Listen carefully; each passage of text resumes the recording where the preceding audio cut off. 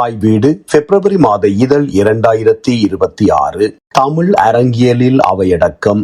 மரபும் மாற்று மரபும். எழுத்துருவாக்கம் கருணாநிதி. குரல் வடிவம் பிரபு. முன்னுரை.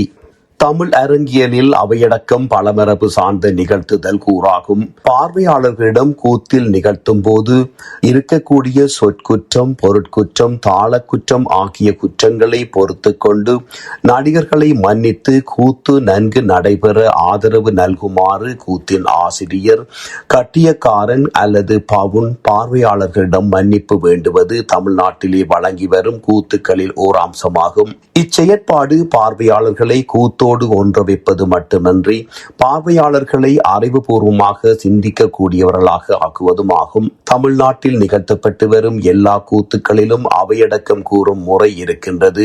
குறிப்பாக கர்ணமோட்சம் கூத்தில் கட்டியக்காரன் பார்வையாளர்களின் முன் தோன்றி பார்வையாளர்களை வணங்கி கூத்தை பற்றி விளக்கி கூறிய பின் அவையடக்கம் கூறுவது போல் அமைந்துள்ளது. தமிழ்நாட்டிலே உள்ள கூத்துக்களில் கட்டியக்காரன் என்னும் பாத்திரமே அவையடக்கம் கூறும் வேலையை செய்கின்றது. சைலன்ஸ். பேரன்பு மிக்க பெரியோர்களே, சபையோர்களே, தாய்மார்களே, வருங்கால வாலிபர்களே, உங்கள் அனைவருக்கும் பபூன் வணக்கத்தை தெரிவித்துக் கொள்ளுகின்றேன். நாடகம் என்றால் நடிக்கப் போகின்ற கூத்தைத்தான் குறிப்பிடும். ஆனால் இந்த கூத்திலிருந்து வளர்ந்தது டிராமா. காலத்தினால் அழியாத காவிய பாரதம் இது. ஆனால் இன்றிரவு நடக்கக்கூடிய கூத்து என்னவென்றால், 5ஆம் வேதமெனும் மகாபாரதத்தில் சிறந்த கூத்து கர்ணமோட்சம் என்று சொல்லுகின்ற கூத்தை நாங்கள் நடத்த முன்வந்துள்ளோம். இதிலே சொற்குற்றம், பொருட்குற்றம், மேளக்குற்றம், தாளக்குற்றம் அல்லது அறியா குற்றம் இருந்தால் என்னையும் பின்னே வரும் நடிகர்களையும் மன்னிக்க வேண்டும் என்கின்ற அவையடக்கம் கர்ணமோட்சம் கூத்திலே இடம்பெற்றுள்ளது. இம்மரபின் தொடர்ச்சியை தமிழ் நவீன நாடகங்களிலும் பார்க்க முடிகின்றது. ராமசுவாமியின் புரட்சிக்கவி நாடகம் அவையடக்கம் சொல்லுகின்ற தன்மையிலே தொடங்குகின்றது. இந்த நாடகத்தில் அவையடக்கம் கூறுவது கூத்து மரபில் கையாளப்படுவதன் தொடர்ச்சியாக கொண்டாலும் கூத்தில் கட்டியக்காரனோ கூத்து ஆசிரியரோ அவையடக்கம் கூறுவர். ஆனால் இந்நாடகத்தில் அவையடக்கம் இசைக்குழு, ஆடற்குழுவிலே உள்ளவர்கள் குழாமாக சொல்லுகின்ற புதுமையை பெற்றிருக்கின்றது. இந்த நாடகத்தில் மரபுசார் அவையடக்கம் என்னும் நிகழ்த்துதல் கூறு மாற்று மரபாக பரிமாணம் கொள்கின்றது. இசைக்குழு: வந்தனங்கள் பெரியோரே, வகையான சபையோரே, பண்புமிகு பெரியோரே, பாசமிகு அவையோரே. ஆடற்குழு: வந்தனம் வந்தனம் வந்தனம், எங்கள் சொந்த இனம் தலை நிமிர வந்தனம். இசைக்குழு: எங்கள் சிறு பிள்ளைகள் நீங்கள் பொறுக்க வேணும், எங்கள் குலம் செழிக்க வளங்கள் பெருக வேணும் என்று புரட்சிக்கவி நாடகத்தில் அவையடக்கம் குலாம் சார்ந்து அமைந்துள்ளது. கீசகபதம் என்னும் கூத்திலே கட்டியக்காரன் அவையடக்கம் சொல்வதாய் அமைந்துள்ளது. பெரியோர்களே, தாய்மார்களே என்று கீசகபதம் என்னும் கூத்தினை நடத்த முன்வந்துள்ளோம். இதில் சொற்குற்றம், பொருட்குற்றம், மேளக்குற்றம், தாளக்குற்றம், சுரபேத குற்றம் எக்குற்றம் இருப்பினும் தங்கள் குழந்தைகள் இல்லத்திலே தவறு செய்தால் எப்படி பொறுத்து அருள்வீர்களோ அதை போல எங்கள் பிழைகளை மன்னித்து அருளுமாறு மிக தாழ்மையுடன் கேட்டுக்கொள்ளுகின்றோம். இவ்வாறு கீசகபதம் என்னும் கூத்தில் அவையடக்கம் அமைந்துள்ளது. இம்மரபின் தொடர்ச்சியாக ராமசுவாமியின் கலகக்காரர் தோழர் பெரியார் என்னும் நாடகத்தில் கட்டியம் கூறும் வகையிலேயே அவையடக்கம் அமைந்துள்ளது. இந்த நாடகத்தில் ஏதேனும் குற்றம் குறைகள் இருந்தால் சுற்றம் பார்க்கின் குற்றமில்லை எனும்படி உங்கள் வீட்டு பிள்ளைகளாக கருதி நல்ல விமர்சனங்களை தந்துதவ வேண்டுமாறு கேட்டுக்கொள்ளுகின்றோம். இனி கலகக்காரர் தோழர் பெரியார் என்று இந்நாடகத்தின் அவையடக்கம் அமைந்துள்ளது. இவை கூத்திலே செயற்படும் முறையை பின்பற்றினாலும் கூத்தின் அமைப்பு முறையிலிருந்து வேறுபட்டதாகவும் விளங்குகின்றது. கூத்து நிகழ்த்தும் முறையில் பாடலும் உரையாடலும் முக்கியத்துவம் பெறுகின்றது. கூத்தின் அவையடக்கம் கூறுவதற்கு முன்பாக கட்டியக்காரனின் சபை வணக்க பாடல் இடம்பெறும். ஆனால் நவீன நாடகங்களில் இத்தன்மையை பார்க்க முடியாது. ராமசாமியின் துர்க்கிர அவலம் நாடகம் கூத்தின் நிகழ்த்து முறையை பின்பற்றி புதுமையையும் வலியுறுத்துகின்றது. இந்நாடகத்தில் அவையடக்கம் கூறப்பட்டுள்ளது. கட்டியங்காரன்: வணக்கம். மதுரை நிஜ நாடக இயக்கம் நடத்தும் துர்க்கிர அவலம் இது பொ.ஆ.மு. 400ஆம் ஆண்டிலே கிரேக்க நாட்டில் சோபக்லீஸ் எழுதிய ஆன்டிகனி எனும் நாடகத்தின் தழுவலாகும்.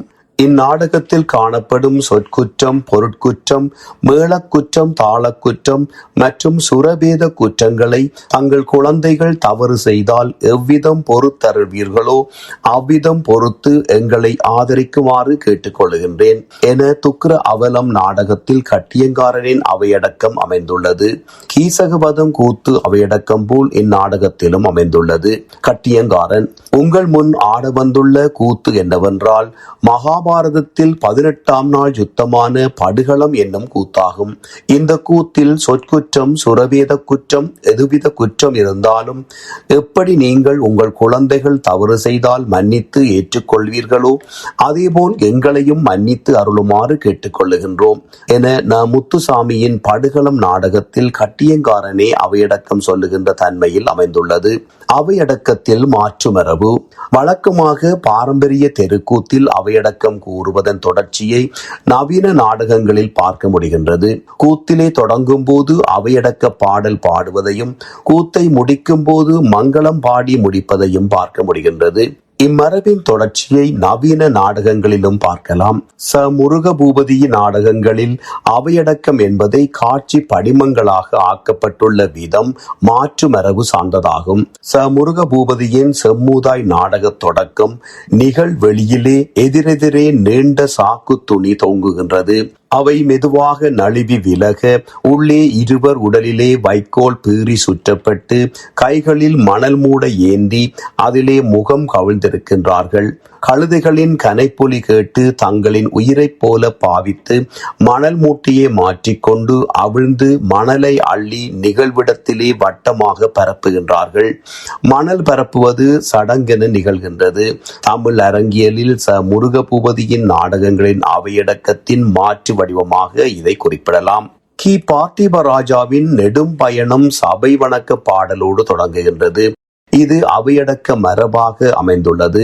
இந்நாடகத்தின் இறுதி பகுதியில் வணக்கம் சொல்லி முடிக்கும் மரபை கொண்டிருந்தாலும் நாடக முடிவு காட்சிக்கு முன்னர் அவையடக்கத்தின் மாற்று மரபினை பார்க்க முடிகின்றது.